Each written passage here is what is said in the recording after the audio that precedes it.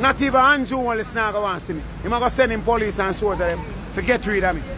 Because that them been a do. Say me an extortionist. Pour me, I set this, bro. You think I get this?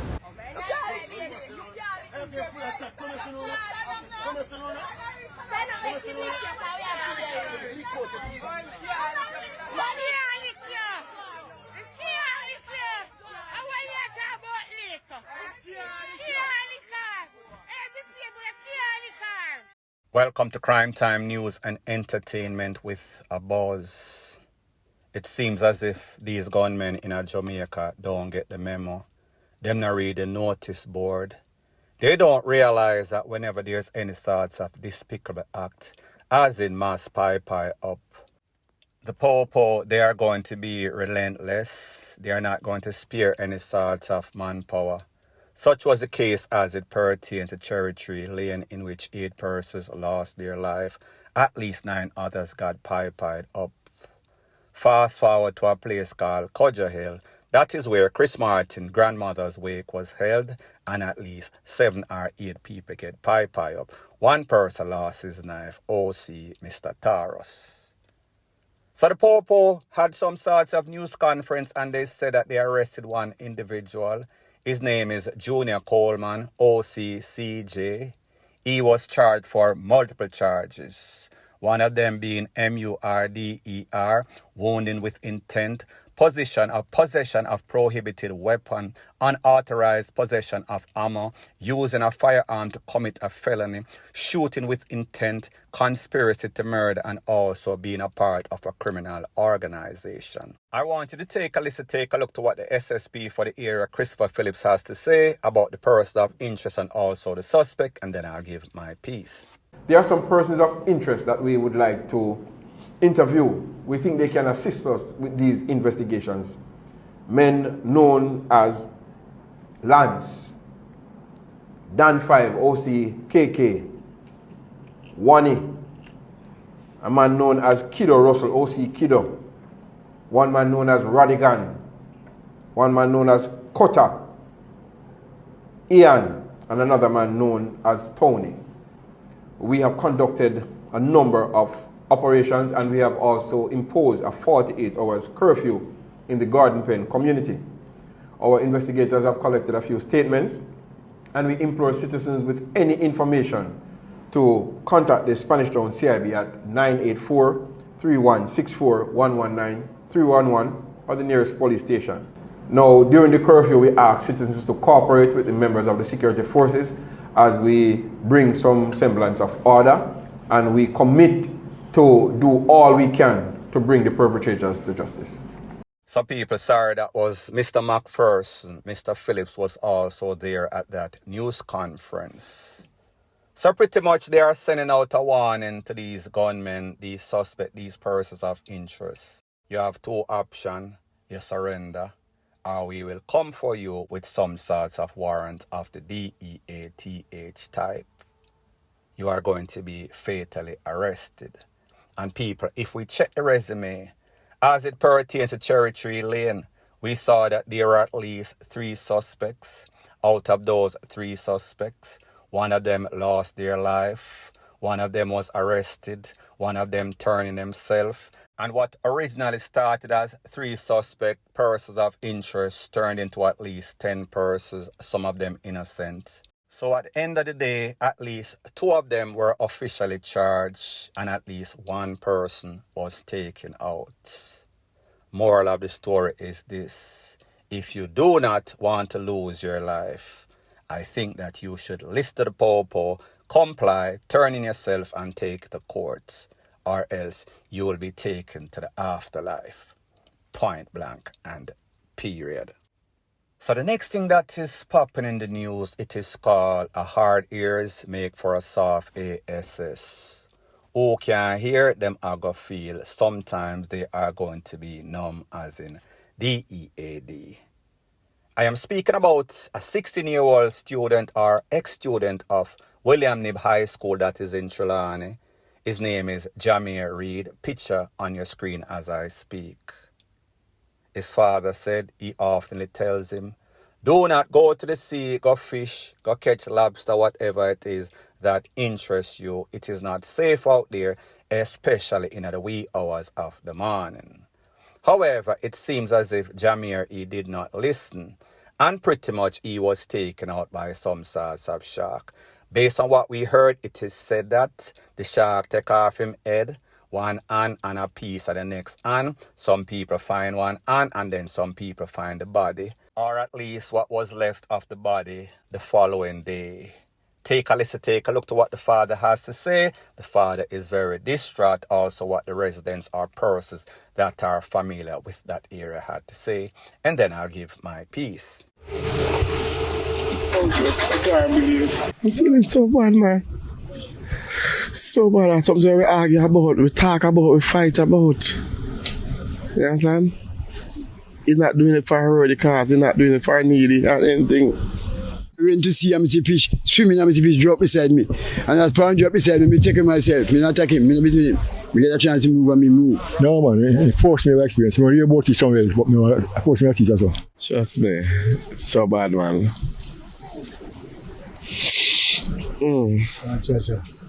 This is what it is, still, you know? Careful, look for the unexpected. Look for the unexpected. And don't panic. You can't panic at seeing a coward. So you have to have the bravest mind and heart every time. You have to look out for the unexpected. You're in the boat, you're alone. Monsters coming from all angles, you don't know where they're coming from.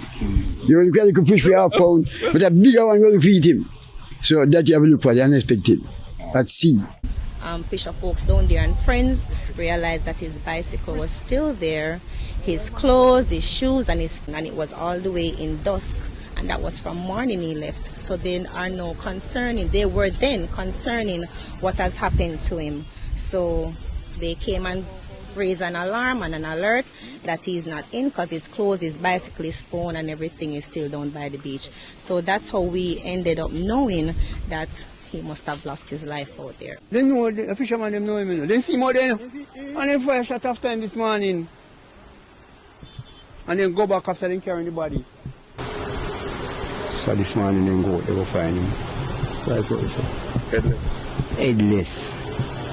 On one hand, then find one man find the hand first, and then the uncle find the body.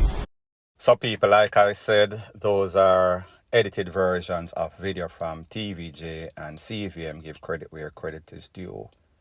Pretty much persons are saying usually on Monday, which was the day that this youth went out there, whenever the cruise ship comes in, it is followed by sharks. So people know, the experienced fishermen out there, they know.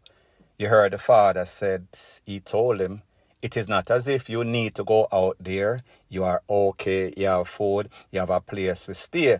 However, sometimes these youths, they are hard-headed, them have some sorts of passion. Them love go and see people. That is just what young people do. However, like them say, young bud don't know storm. So therefore, he did not know the dangers that were out there, and it came back and it haunted him. Point blank and period. So the next thing that is popping in the news is that we see that your finance minister, Mr. Nigel Clark, he will be exiting office of the finance ministry, and he will be going to be the deputy director management of the IMF International Monetary Fund. And persons all over Jamaica, specifically the JLP, they are saying what a great job he did. And yes, people, we all can agree that yes, he is a genius, he is a financial wizard when it is appropriate or whenever it suits him conveniently. But there's always two sides to the story, so persons are saying, and when I say persons, I am speaking about experts in the field, as in a person that is named Ralston Heyman. He is a financial analyst. He is one of the founding members of the Economic Oversight Committee. So this person has some sorts of sense. I want you to take a listen, take a look to exactly what he has to say as it pertains to Dr. Nigel Clark, and then I'll give my piece. Public can also tell the friend that he's leaving behind 9 consecutive quarters of deceleration in the rate of economic recovery and expansion, and a projected decline of 1.5% by the end of this fiscal year coming from the governor of the Bank of Jamaica. We know that it will be deeper than that. He's also leaving behind a budget that is 45 billion short, that is before the 50 billion for Hurricane Beryl. 50 is also leaving behind the exchange rate trading at 158.50. Yeah, inflation is running at 5.1% for the period, the over year July. Yeah, he's leaving behind a poverty rate of 20%. Yeah, and he's leaving SSL unresolved and with the highest energy costs in the world, which makes our exporters uncompetitive. So the trade deficit for the first quarter was $1.373 billion. He's leaving all of those things behind, the greatest finance minister we have ever had. Vital agricultural sector is also in a state of devastation. The ATM machines are still not working. The rent-seeking oligopolies in the financial sector still dominating the sector, holding back the economy. He's leaving behind all of those things. None of those things have been fixed. The monetary transmission mechanism is still not working properly. There's still a whole lot of confusion in the public sector after we paid Ernst & Young $1 billion to tell us how to do the transformation. So people, like I said, the voice note that you just heard, this is not of any sorts of ordinary person, ordinary Joe in the streets. His name is Ralston Heyman, noted financial analyst. That means he is an expert on financing. And I am not going to say that he is as bright a financial wizard as one Mr. Nigel Clark, but I am not going to say that he is any worse because of his position. Like I said, he is a very respected financial analyst, one of the founding members of the Economic Oversight Committee, respected committee in Jamaica, whenever anybody in the financial sector is going for any sorts of advice. He also said that with the departure of Mr. Nigel Clark, the names that are being mentioned to replace him, Industry Minister Arbin Hill, Dana Morris Dixon, Information Minister, and also Wavell Williams, who is the Education Minister. So pretty much it is going to be like night and day with the replacement of any of these persons that were mentioned. It is going to be a total drop-off, devastation. He should not have left Jamaica at this time, especially with all of these outstanding stuff. So people, that was the experts. I want you to listen to the general consensus of persons on the streets that listen and know of Nigel Clark, the good and the bad. Take a listen, take a look, and then I'll give my piece. Racy, as I read the newspaper, and she said Nigel Clark get big position, IMF. Well, I've been following the news, and I look at the consistency in him at being a Labourite. He thinks he's going to greener pastures, but he is the epitome of a hypocrite, because you cannot be in a country that you are the finance minister and you are saying you are here to guide the country to rough waters, and know that the country is in very rough and deep waters, and you jump ship. So all them want the doctor and the nurses and the teachers to stay when the very same politician them are leave. That's how hypocritical they are. That they are telling you, tighten your belt, you must bear it. You understand? You must bear it. But him jump ship and gone to greener pastures. Very disgraceful. Hypocrisy. Very disgraceful. At its highest order. Very disgraceful. And we have to realize that these people don't really mean Jamaica any good. They mean themselves. Pocket. Very egoistic. And this is why they would okay a 200% increase for parliamentarians, but 10% for teachers and 5% for police and others. Shameful. Now people, this is my disclaimer before I proceed. Don't know the ulterior motive, don't want to do anything with the politics of it. So therefore, make sense or take sense out of nonsense. Some of the things that the man says obviously politically driven, but a lot of what he says is factual. As in, Nigel Clark, SSL, did not solve that, told us a whole bunch of lies, no sorts of resolution. We saw that he was instrumental in the MPs, members of parliament and other politicians getting pay raise 100%, 200%, 300%. However, teachers, lawyers, not lawyers, doctors, popo, 10%, 5%. So we see that what they say, what they preach is not what they are practicing. These are the same people that I tell the teachers, I tell the nurses, don't leave, stick with Jamaica so we can make Jamaica a better place. However, they are quick as captains of the financial sector for jump ship and go to greener pastures. And people, you cannot blame persons for wanting better for themselves and their families. However, don't tell other people to do stuff that you yourself are not doing. It is hypocritical, point blank and period. So the next thing that is popping in the news is based on a video that has been making its round on social media, in which a man is claiming that the government of Jamaica, specifically the Popo, is harassing him, claiming that he is some sorts of extortionist. They should know the difference between an extortionist and somebody that loads boss. So people, take a listen, take a look to exactly what he has to say, and then I am going to give my piece. Charge you, bus me load. You see it? Just imagine me load 100 bus at $100 one. You know how much money that? Because more than 10,000 bus there road, bro. You see it? I see people come on road like them better than we in the street, bro. I bus me load, father. Means a loader, man. You see it? Bus me load and taxi. And if me load 100 bus or 100 car at $100 one. You know how much money that? Not even Andrew will listen to want to see me. He might go send him police and soldier them to get rid of me. Because that them been a do. Say me extortionist. Pour me, I set this, bro. You think I get this? I set this, Andrew, man. So just tell the police them, say, for allow me make me survive. You hear that? Yeah, bro. Half a cheek, Cross Road, down a town. Boulevard, Mullines Road, Spanish Town. Ligani and Papi, girl them have to intervene. And say, Jano, the youth close clean. Leave we alone, man. You hear that? Now, people, like I said, a thin line between an extortionist and a loader man.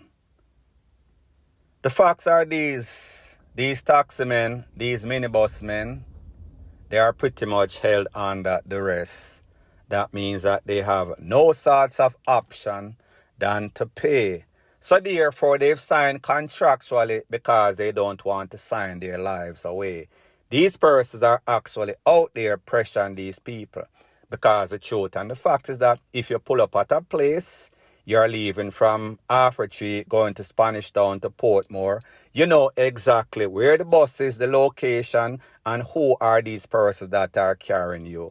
You do not need anybody to help you or show you which van, which bus, which car to go in, because it goes without saying. So therefore, these persons are pressuring the taximen and also pressuring the people. And this is my disclaimer. I don't know this man from Adams, don't know his intention. However, I am speaking in general terms. Point blank and period. So the next thing that is popping in the news, and this is some information and pictures that I got, I am going to call this one No Face Unknown. The picture that you see is of this man and his daughter sitting down before bad times. However, there's also a next picture in which it seems as if somebody sneak up behind him and put some sorts of A to the R or M to the 16 or A to the K at the back of his head and pretty much took out the whole of his thoughts. His face kind of looked like some sorts of mask. Everything is memory, marrow, everything gone. As soon as I get some more pertinent information, I'll be sure to divulge ASAP. So anyways, people, thanks once again for checking out my video. If you appreciate videos like these, please show your appreciation by liking, commenting, sharing, and subscribing to my channel. That is how YouTube promotes videos like these to like-minded, sensible persons like yourself. And last but not least, please subscribe to my next channel. It is called Jamaica Dancehall Source. I'll be pinning the link to that channel in the description of this video. Bless up.